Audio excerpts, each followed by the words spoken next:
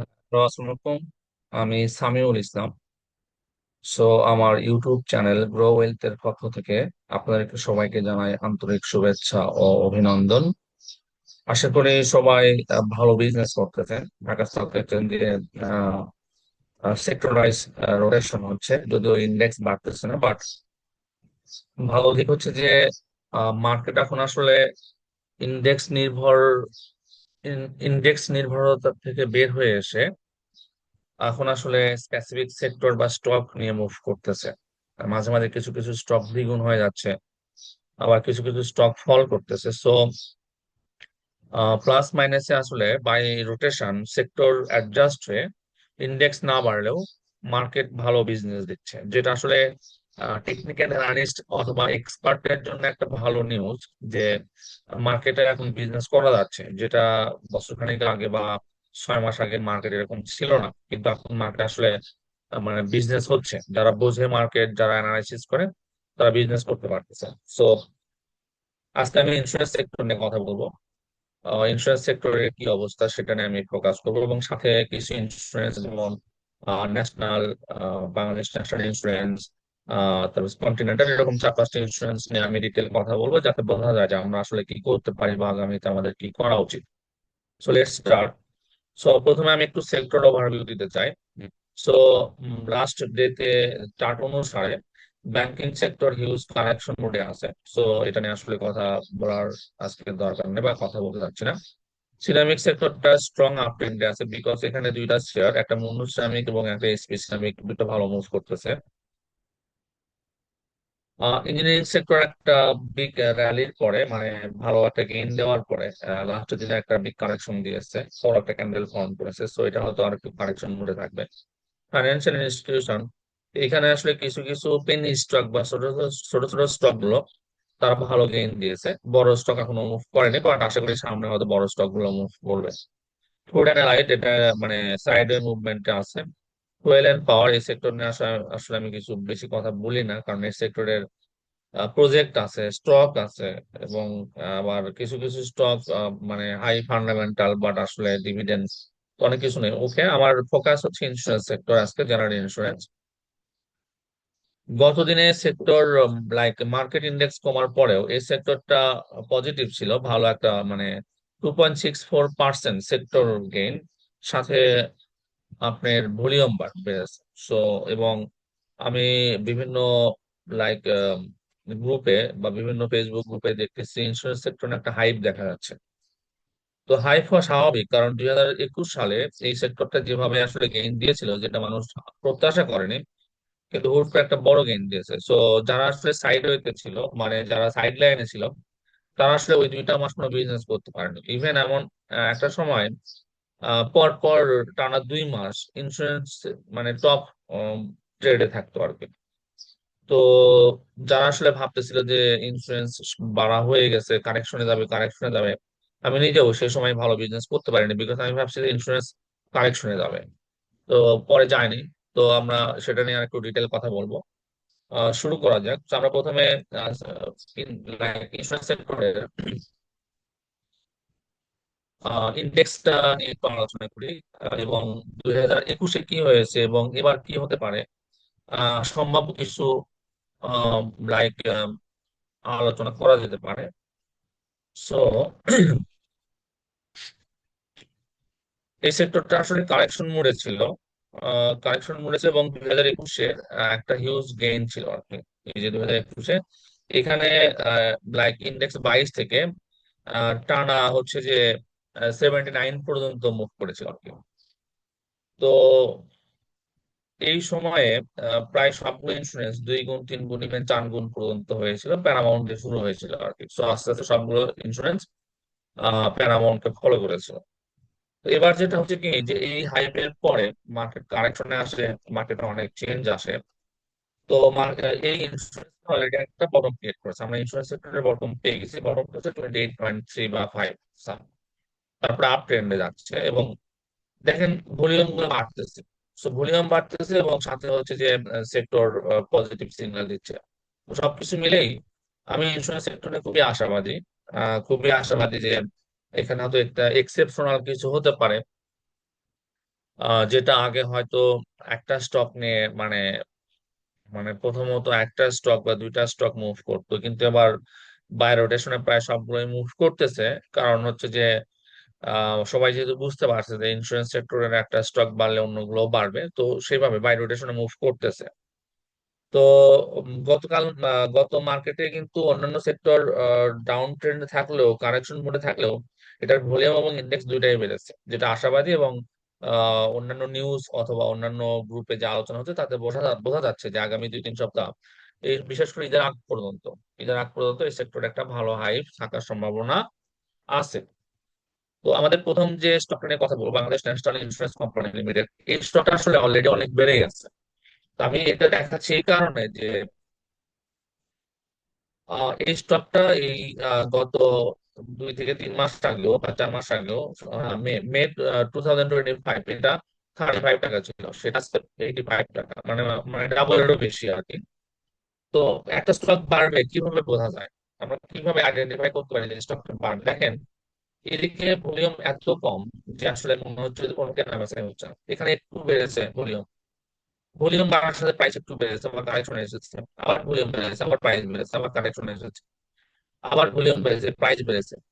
এভাবে মানে টানা তো স্টক করে না, এইভাবে আস্তে আস্তে আস্তে আস্তে এটাকে আমরা কালেকশন বা অ্যাকুমুলেশন বলি। এই যে এই অ্যাকুমুলেশন গুলো হওয়ার পরে এইখানে মোটামুটি একটা বোঝা যাচ্ছিল যে something is going to happen, এবং বিগ ভলিউম ছিল।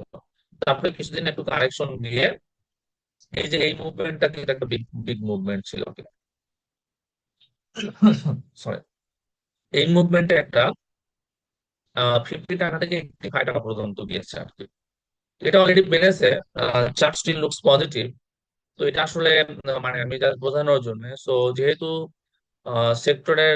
একই সেক্টরের একটা স্টক বাড়তেছে, সো অন্যগুলো সম্ভাবনা আছে। যেমন গত মার্কেটে এই স্টকটা হল্টেড প্রাইসে ছিল, এখানে কিন্তু ভলিউম ছিল, মাইনর কারেকশন দিয়েছে, আবার কিন্তু ভলিউম পেয়েছে। সো যেগুলো অলরেডি বেড়ে গেছে সেই স্টক গুলোতে ফোকাস না করে, যেগুলো মানে ভলিউম পাচ্ছে এবং বাড়ার সম্ভাবনা আছে, যদি এই সেক্টরে সে স্টক গুলোকে ফোকাস করা যায়, তাহলে রিস্ক এবং রিটার্ন দুইটাই, মানে রিস্ক কম থাকবে, রিটার্ন বেশি হওয়ার সম্ভাবনা বেশি আর কি। বাট এটা কন্টিনেন্টাল ইন্স্যুরেন্স, এই স্টকটা কিন্তু একটা রেজিস্ট্যান্স লেভেলে আছে, যেটা 32 বা 31।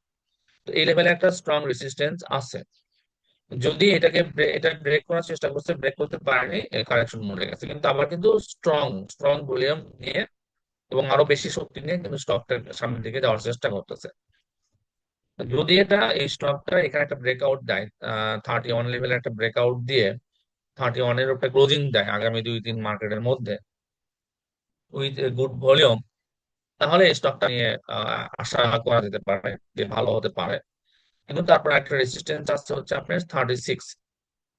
সো 36 রেজিস্ট্যান্সটা ব্রেক করতে পারলে এটা মোটামুটি হয়তো 40-এর উপরে একটা জায়গায় মানে কিছুদিন স্টে করতে পারে আর কি। So based on technical. আর এই আহ, গত বছর এই স্টকটা একটু মানে ইপিএস একটু কম ছিল, বাট এবার রিকভার করার চেষ্টা করেছে। আর সবচেয়ে বড় কথা হচ্ছে যে যে স্টকে স্মার্ট মানি থাকে সেই স্টক বাড়বে। যে সেখানে একটা স্মার্ট মানি অ্যাটাক ছিল, এখানে স্মার্ট মানি অ্যাটাক, তো স্মার্ট মানি থাকলে সেই স্টকটার বাড়ার সম্ভাবনা থাকে আর কি। এনিওয়ে, সো আমি আসলে আশা করতেছি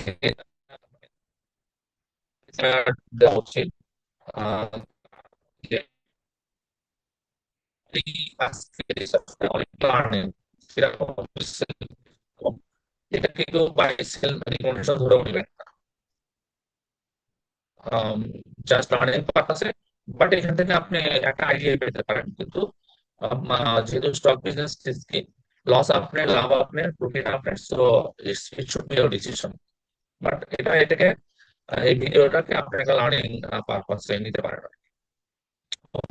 আমাদের সেকেন্ড স্টক তো রিলায়েন্স ইন্স্যুরেন্স, আমাকে কয়েকজন রিকোয়েস্ট করেছে এই স্টকটা নিয়ে কথা বলতে। সো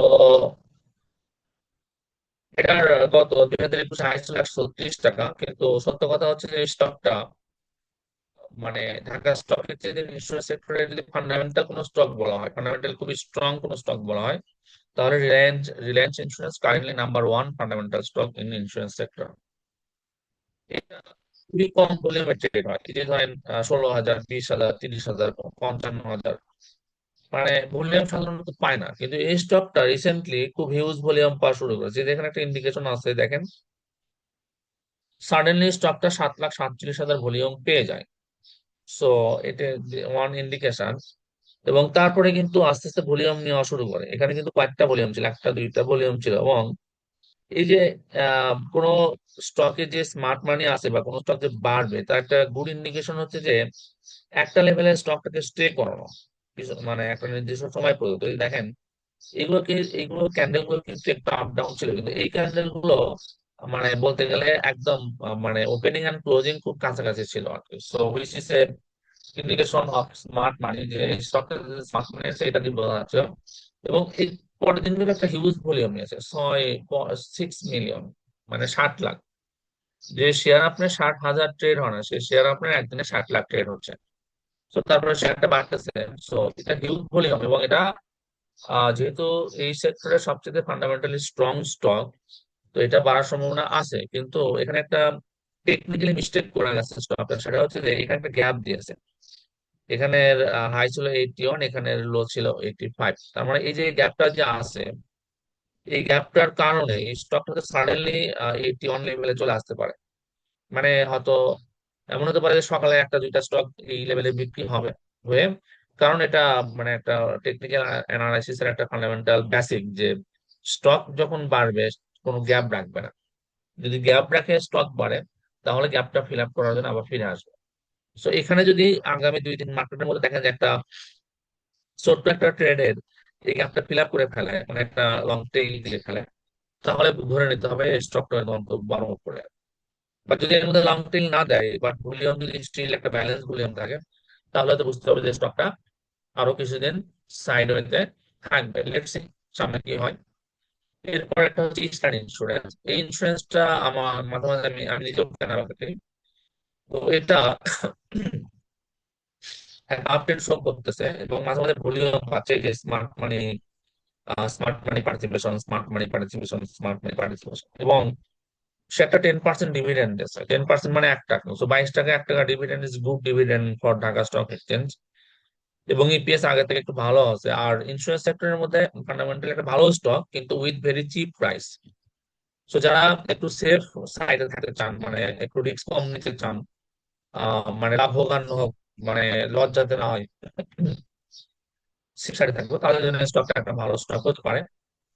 এখানে এইটা রেজিস্ট্যান্স ব্রেক করেছে, ব্রেক করে আবার রিটেস্ট করতেছে। আমার মনে হয় রেজিস্ট্যান্স ব্রেক করে কিন্তু রিটেস্ট করতেছে। তো সামনে আরেকটা কুইক মুভ থাকতে পারে আর কি। So technically also looks good. RSI, McD looks positive. So এবং ভলিউম অলসো পজিটিভ। সো যেহেতু ইন্স্যুরেন্স সেক্টর একটা হাইপ চলতেছে এবং হাইপ আসতেছে, সো অনেকের জন্য এটা একটা ভালো গুড চয়েস হতে পারে ফর 3 মান্থ বা 4 মান্থ ইন্টারভাল। আচ্ছা, আর আমার আজকে ডিসকাশনের লাস্ট ইন্স্যুরেন্স যেটা এক্সপ্রেস ইন্স্যুরেন্স, এটা নিয়ে অনেকে রিকোয়েস্ট করেছে কথা বলতে। এটা আসলে আমি 2024 সালে যখন মার্কেট খুবই খারাপ, 2024-এ যখন মার্কেট খুবই খারাপ, কোনো লাভ হচ্ছিল না, সেই সময় এই স্টকটা খুব ভালো মুভ করেছিল। এই যে 27 লেভেল থেকে এটা 63, মানে অলমোস্ট ডাবলেরও বেশি একটা মুভ করেছে, করে একটা কারেকশন আছে। তো সাধারণত একটা গেম হয়ে যাওয়ার পরে, একটা স্টকে একটা গেম হয়ে যাওয়ার পরে যখন কারেকশন দেয়, তো একটু সময় নেয়। তার কাছে এটাকে কনসোলিডেশন মোডেই মনে হচ্ছে, যে একটা এইখান থেকে স্টকটা আসলে অ্যাকুমুলেশন বা কনসোলিডেশন মোডে আছে। এবং আমাদের ভলিউম পাচ্ছে, মানে কালেকশন যে হচ্ছে, যে বোঝা যাচ্ছে এখানে কিছু ভলিউম পাচ্ছে, এখানে কিছু ভলিউম পাচ্ছে, তো কালেকশন হচ্ছে। এবং যেহেতু ইন্স্যুরেন্স সেক্টর একটা হাইপে আছে এবং মুভ করতেছে, সো লাইক এটাও মানে এর নিচে আসলে যে 27 বা 26 যে বটমটা আছে, এর নিচে আসলে স্টকটা যাওয়ার সম্ভাবনা নাই। ধরেন যারা একটু সেফ সাইডে থাকেন, কিন্তু স্টকটা বটমে আছে, আমরা যে বটম বলি, স্টকটা বটমে আছে। এটা একটা তার বটম লেভেল 25 বা 26। আর তার হচ্ছে টপ হচ্ছে এদিকে 63 বা 64 পর্যন্ত ছিল আর কি। তো যেহেতু বটম আছে এবং যারা একটু বটম হান্টার অথবা সেফ ইনভেস্টমেন্ট পছন্দ করেন, ইআইএল তাদের জন্য এই মুহূর্তে একটা গুড চয়েস হতে পারে ফর 3-4 মান্থ। এবং 3-4 মান্থ পরে 20-30% একটা গেইন পাওয়া খুবই অবভিয়াস সম্ভব আর কি। তো এটা হচ্ছে আমার আজকের একটা আলোচনা ছিল, আর আমি একটু ডিসক্লেমারটা দেখে নিতে চাই। আহ, যেহেতু আমরা মানে যেহেতু ইউটিউব ভিডিও, সো ওই এনিওয়ে আমরা নেক্সট ভিডিওতে দেখাবো। সো ঠিক আছে, এটা হচ্ছে আমার আজকের ডিসকাশন। তো যদি কোনো স্টক নিয়ে আরো জানতে চান বা আরো অ্যানালাইসিস দেখতে চান আমাকে জানাতে পারেন, আমি চেষ্টা করব আপনাদের অনুরোধ অনুসারে পার্টিসিপেট করতে আর কি। সবাই ভালো থাকবেন। ইমপ্রুভমেন্ট থাকলে জানাবেন এবং কোনো রিকোয়েস্ট থাকলে জানাবেন। ধন্যবাদ।